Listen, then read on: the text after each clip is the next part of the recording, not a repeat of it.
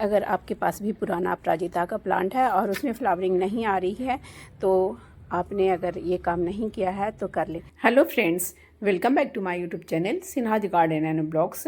तो फ्रेंड्स, कैसे हैं आप सभी लोग? आई होप कि आप सभी लोग ठीक ही होंगे। ये देखिए, मेरा ये अपराजिता का प्लांट है और इसमें ये देखिए इस तरह से ब्लूमिंग हो रही है। कई दिनों से फ्लावरिंग हो रही है इसमें। ये देखिए कई फ्लावर्स खिले हुए भी हैं। ये देखिए कलियां भी कई बनी हुई है, बहुत सारी कलियां बनकर आ रही है। ये देखिए छोटी छोटी कलियां बनी हुई है। और ये मेरा जो प्लांट है कई साल पुराना है, लेकिन इसको मैं ट्री शेप देकर रखी हूँ इस तरह से। ऐसे तो ये बेल वाली प्लांट है, लेकिन इसको मैंने ट्री शेप दिया है। तो ये देखिए बिल्कुल लग रहा है कि ये एक ट्री ही है, कोई पेड़ है जैसा लग रहा है। तो इस तरह से अगर आप भी ट्री शेप देना चाहते हैं तो आप भी दे सकते हैं। उसके लिए आप हमेशा इसकी प्रूनिंग करते रहें। जैसे कि साल में कम से कम 2 या 3 बार इसकी प्रूनिंग करनी पड़ती है, 2 बार तो ज़रूरी। तो इसकी प्रूनिंग दिसंबर में ही कर दी थी। अगर आपने अभी तक प्रूनिंग नहीं की है तो पहले तो प्रूनिंग कर लें, एक शेप दे दें। आप अपने अनुसार शेप दे सकते हैं, जैसा चाहे वैसा शेप दे सकते हैं। तो ये देखिए बिल्कुल ट्री शेप लग रहा है। प्रूनिंग करने के बाद फिर उसमें आप कुछ खाद वगैरह डालें, उसकी मिट्टी को की गुड़ाई करें। अगर रिपोर्टिंग करने की ज़रूरत है तो रिपोर्टिंग करें। और मैं पिछले साल इसकी रिपोर्टिंग भी की थी, लेकिन इस बार इसकी रिपोर्टिंग नहीं कर रही हूँ। सिर्फ इसमें मुझे कुछ खाद वगैरह देने हैं। तो खाद में क्या क्या डालूंगी ये भी मैं दिखाऊंगी। लेकिन अगर आपने नहीं प्रून किया है तो इस तरह से प्रून कर लें और खाद वगैरह दे दें, तो फिर आपके भी प्लांट में अच्छी ब्लूमिंग होगी। देखिए कितना सुंदर ये प्लांट लग रहा है। और इसकी पत्तियां ये पीली पीली थोड़ी लग रही है, लेकिन धीरे धीरे इस तरह से कलर में आ जा रहा है। ये देखिए धीरे धीरे ये सही हो जा रहा है। और इसमें कुछ खाद वगैरह डालेंगे तो और भी ब्लूमिंग होगी। बस ये कलियां तो बहुत ही बन रही है, बहुत सारी कलियां बन रही है और फ्लावर्स भी कई दिनों से खिल रहे हैं। तो इस तरह से अगर आप करेंगे अपने अपराजिता पे काम तो आपके भी अपराजिता में बहुत ही अच्छी फ्लावरिंग होगी। तो ये देखिए प्रूनिंग के पहले मेरा प्लांट था ऐसा, और उसमें पत्तियां पीली होकर गिरने लग गई थी। फ्लावर्स तो खिल ही रहे थे, लेकिन पत्तियां बहुत ही गिर रही थी। फ्लावर्स ये देखिए कितने सारे खिल रहे थे, कलियां बहुत ही बन रही थी, लेकिन मैंने उसी समय प्रून कर दिया था। पत्तियां रोज़ रोज़ गिर रही थी। तो फिर न्यू ग्रोथ के लिए प्रूनिंग बहुत ही ज़रूरी है और प्लांट को शेप देने के लिए। तो चलिए अब प्रूनिंग करते हैं। कैसे मैंने इसकी प्रूनिंग की थी, उसमें प्लांट में बहुत सारे सीड पॉट बन रहे थे, तो मुझे सीड पॉट नहीं चाहिए था। और अगर चाहिए भी तो मैंने ऐसे स्टेम्स को एक आध छोड़ दिए थे।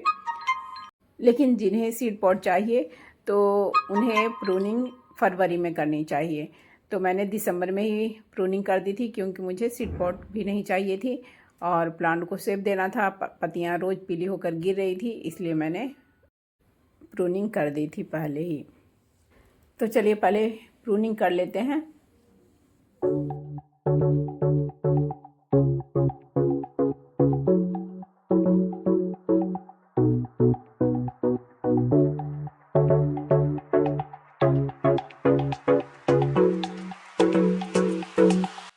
तो इस तरह से मैंने तीनों प्लांट की प्रूनिंग कर दी थी। ये देखिए इतनी सारी बेलें आई थी और इतना ही पे छोड़ा था मैंने प्लांट को। कुछ सीड पॉट को मैंने बचा दिया है और ये इसमें एक वाइट अपराजिता भी है और बाकी तो डबल पेटल्स है ही, नीला कलर वाला। हालांकि उसमें मैं जल्दबाजी में प्रून की थी, अच्छे से शेप भी नहीं दे पाई थी। मैं सोची थी कि बाद में कर लूँगी, लेकिन बाद में की नहीं और फिर न्यू ग्रोथ ही स्टार्ट हो गई, तो फिर अब प्रून नहीं कर सकते। तो पहले ही प्रून कर देने के कारण अब इनमें फ्लावरिंग स्टार्ट हो गई और देख ही रहे होंगे कि इस तरह से फ्लावरिंग स्टार्ट हो गई है। तो चलिए अब इनमें डालते हैं खाद। तो अब मैं अपराजिता में डालने जा रही हूँ खाद। और खाद में मैंने क्या क्या लिए हैं, ये है हल्दी जो कि एंटी फंगल गुण से भरपूर है, और ये है डीएपी के कुछ दाने, और यहाँ पे लिए हैं मैंने नीम खली, और ये है किचन वेस्ट कंपोस्ट जो कि मैं घर में बनाती हूँ, जिसमें कि केले के छिलके, सब्जियों के छिलके, फलों के छिलके सभी कुछ है। तो प्लांट को भरपूर मात्रा में पोटाश चाहिए अभी फ्लावरिंग के लिए, तो किचन वेस्ट कंपोस्ट में सारे चीज़ रहते हैं। और ये मैंने लिए हैं सिर्फ ये बनाना पिल्स का पाउडर फॉर्म में बना लिया मैंने। इसमें बहुत ही भरपूर मात्रा में पोटाशियम पाया जाता है, जो कि प्लांट को फ्लावरिंग में मदद करती है। और ये लिया है मैंने गोबर की खाद। गोबर की खाद में तो सारे कुछ मौजूद होते हैं, ज़्यादा नाइट्रोजन पाया जाता है, लेकिन सारे चीज़ में गोबर की खाद है जो मदद करता है। ऐसे ज़्यादा नाइट्रोजन पाया जाता है, तो नाइट्रोजन की भी अभी ज़रूरत है क्योंकि प्रूनिंग के बाद इसकी ग्रोथ होनी चाहिए। और ये है राख, जो कि लकड़ी और उपले के हैं और इसमें भरपूर मात्रा में कैल्शियम पाया जाता है और इसमें पोटेशियम भी भरपूर मात्रा में पाया जाता है और फास्फोरस भी पाया जाता है, जो कि प्लांट के लिए बहुत ही फायदेमंद है। फ्लावरिंग में मदद करती है और ये रूट को फंगस से भी बचाती है। ये है मूंगफली के छिलके का पाउडर फॉर्म में बना हुआ फर्टिलाइजर, जो कि प्लांट्स के लिए बहुत ही फायदेमंद है।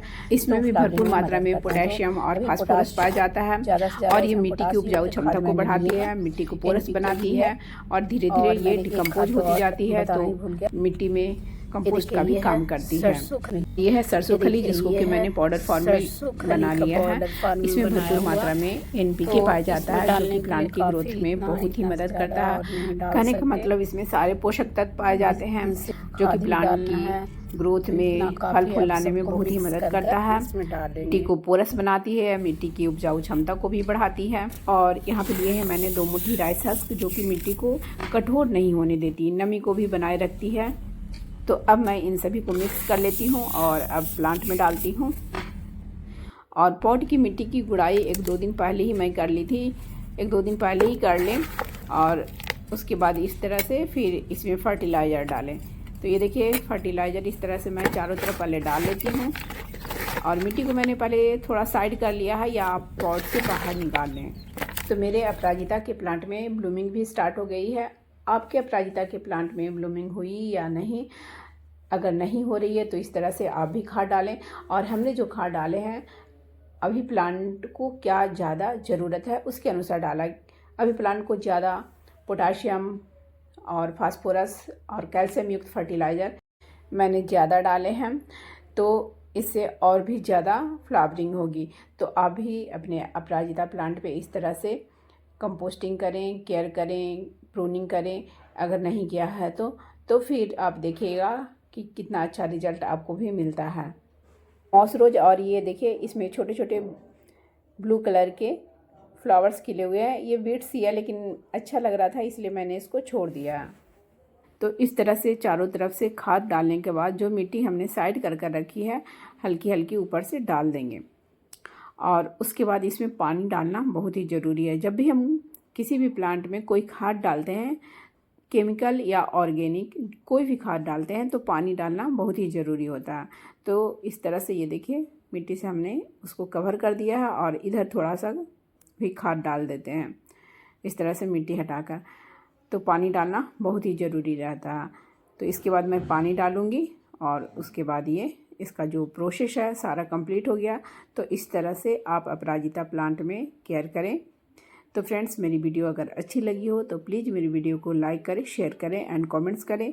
और मेरे चैनल में जो पहली बार आए हों तो प्लीज़ मेरे चैनल को पहले सब्सक्राइब कर लें, बेल आइकन्स को भी प्रेस कर दें, ताकि जब भी मैं अपनी न्यू वीडियो डालूँ तो उसकी नोटिफिकेशन आपको समय से मिल जाए। Bye bye friends, thanks for watching.